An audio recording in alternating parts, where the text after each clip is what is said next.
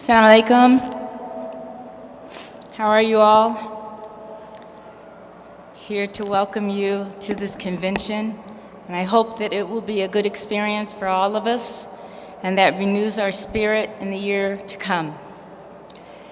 Now, leaving aside like what the brother just discussed about the difference, challenges between people of color, I think more than in any other time in our history except during, of course, time of slavery and other contentions between people, this has been a contentious year.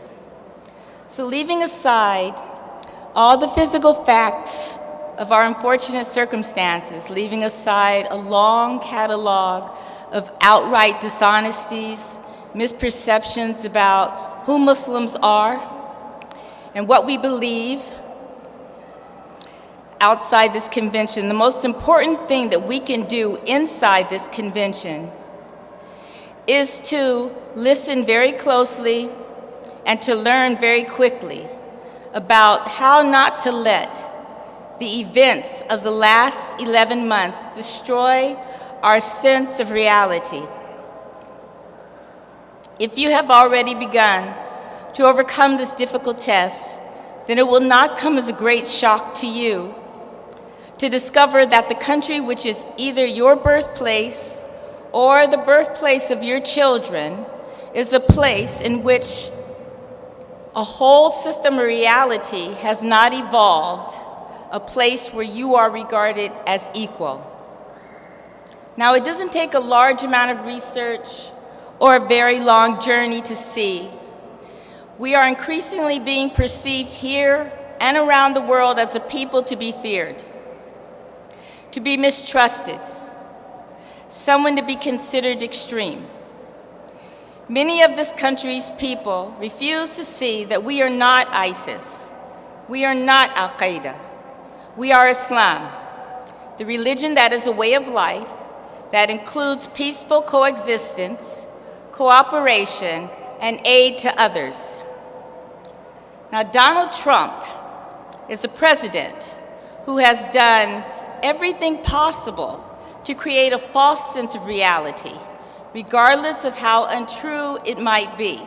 He's done everything possible to subject Muslim, American Muslims, Muslims who inhabit this country, to abuse, to prejudice, and to racism.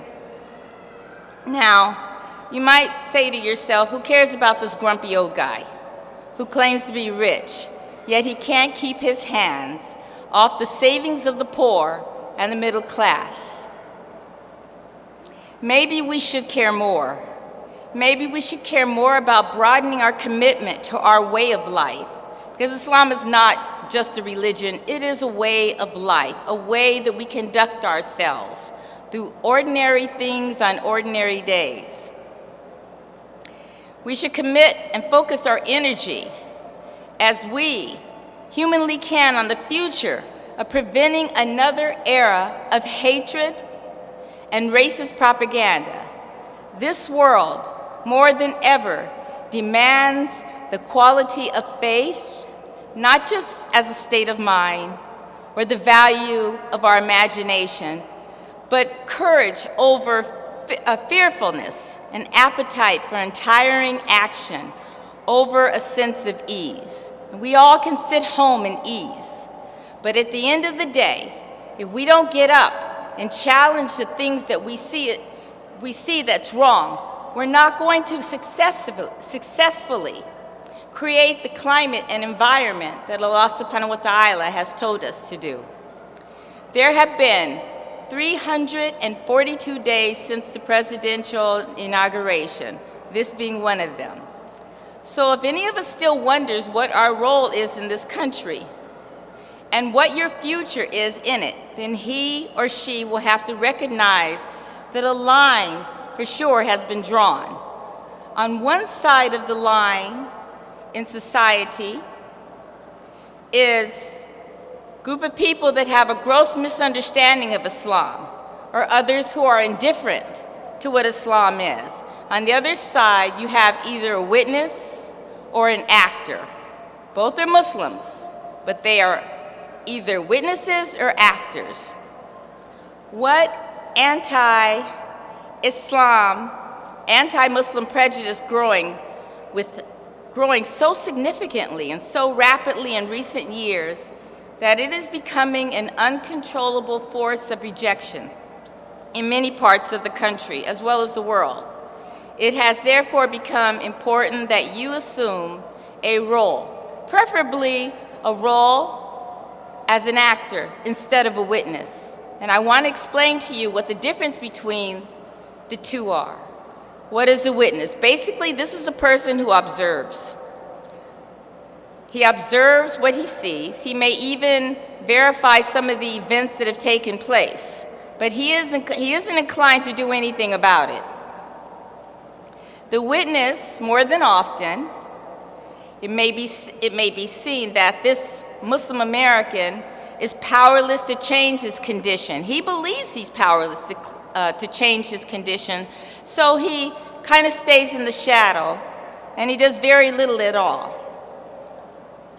Right now, the administration is determined to deny us the most fundamental of human needs: the need for an identity, for recognition as citizens, to make a better place for our children. Right now, the administration is determined to divide Muslim against non-Muslim.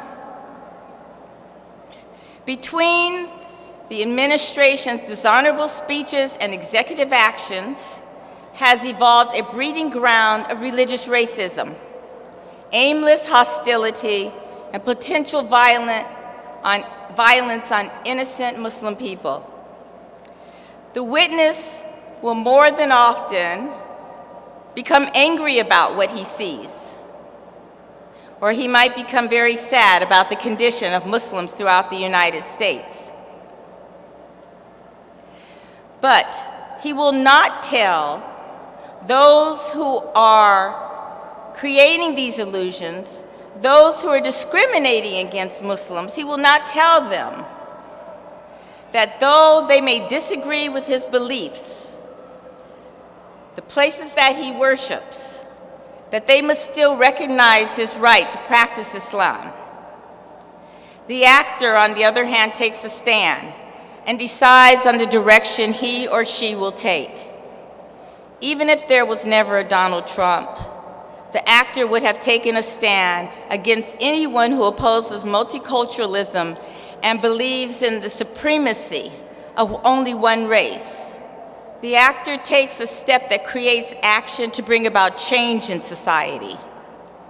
It can be demanding trying to change the government's laws, its values, or trying to make people change what they do and what they say. The actor isn't just associated with protests. He is the one who leads the protests. The actor doesn't just read posts on the internet. He writes the blog. Since the election of Trump, identifiable elements of religious discrimination, such as anti-Muslim rallies, brutal hate crimes, racial profiling, threats, condemnation of Islam has increased. But we're always going to find a Trump on one level or another, and a moron like Steve Bannon to pet his ego. These types of people urge you to see the world through their eyes. If you do that, if you want to contaminate the truth with the bigot's anger and religious and racial mistrust, then you will remain a witness instead of becoming an actor. The actor makes it a mission to build justice, while a witness may just allow these kinds of people to avoid the moral consequences of actions. By portraying himself as a victim instead of portraying himself as a progressive Muslim that is determined to change the circumstances of the Islamic societies in America. A renowned scholar once advised his actors that he trained and empowered.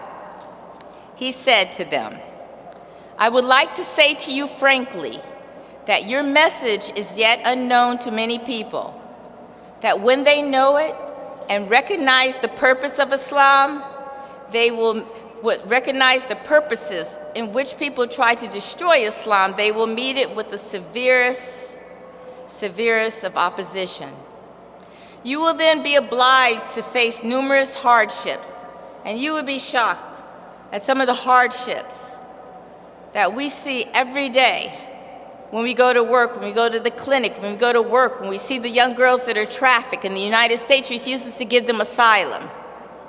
You will see judges expelling immigrants back to places where there's war, like Yemen.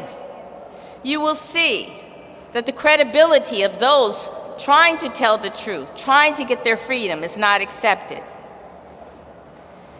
So you will see a stage of trial. But with trial comes victory. That's Allah subhanahu wa ta'ala's promise. But that victory only comes with human sacrifices. If we are determined to make the necessary sacrifices, we will win. I've never, ever doubted that. We will win if we only do one thing: obey Allah subhanahu wa ta'ala. No matter how terrible and glum it may appear to be, we will win. That responsibility is on us. The promise has already been made by Allah. So I want to ask you all, be resolved to make a change. Don't be a witness. Be an actor. You might go further than just preserving a person's place to live. You might go a long way at helping to save a person's life. There are people in this country that have been burdened by war. They no longer have a home. They no longer, some of them have lost their children. Children have lost their mothers. Are we truly prepared to sit back and watch them suffer, not being allowed the benefits that we take for granted, by not standing up for them, by not getting rid of the illusion, but following the faithful example of the Prophet Muhammad alayhi salam? If we do that, we will change the climate in this country and across the world. It's no wonder that Islam is the fastest growing religion, because Islam is powerful. Islam is victorious. And I thank Allah subhanahu wa ta'ala every day that He brought me to Islam. No matter how difficult times become, sometimes I get depressed over the things that I see. I was depressed when I saw Trump get elected. I didn't expect that, and I think you didn't either. But it happened. So what do we do next? We stand up against him. We fight his words. We struggle to let people know that we are meant to establish peace, that we are the peacemakers, that we don't do it just because it's enjoined by Allah. We do it because we know that that's the right thing to do. We do it out of the goodness that we've been taught by the Prophet ﷺ and by the examples of the Sahaba. So I invite all of you today to start being actors, if you haven't begun already. And stand with your brothers and sisters who are oppressed. And in this way, Allah will bless them, but He will always bless you, inshallah. Jazakallah khair.